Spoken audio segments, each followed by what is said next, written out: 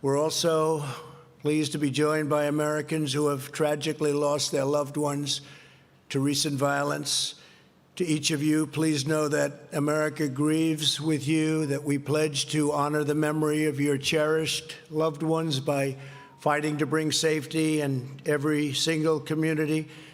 We will bring that safety, you will see. For decades, politicians running many of our nation's major cities have put the interests of criminals above the rights of law-abiding citizens. These same politicians have now embraced the far-left movement to break up our police departments, causing violent crime in their cities to spiral, and I mean spiral seriously, out of control. In New York City, over 300 people were shot in the last month alone, a 277 at least % increase over the same period of a year ago. Murders this year have spiked 27% in Philadelphia, 94% in Minneapolis, compared to the same period in 2019.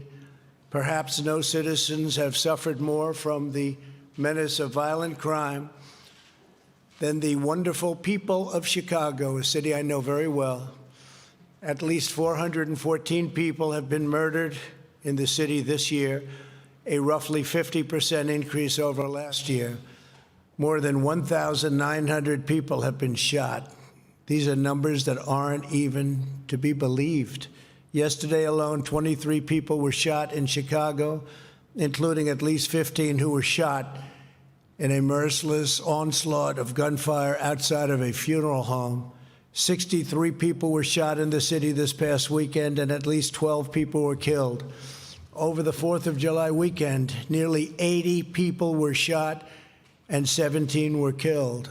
Over Father's Day weekend, 104 people were shot and 15 were killed, including 5 young children. And the last weekend in May saw the city's deadliest day on record, 18 murders in 24 hours.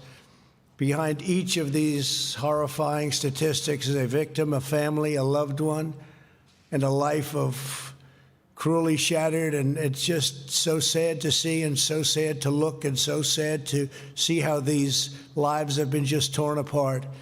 An African-American father of 3 was killed while walking into a store to pay his cell phone bill.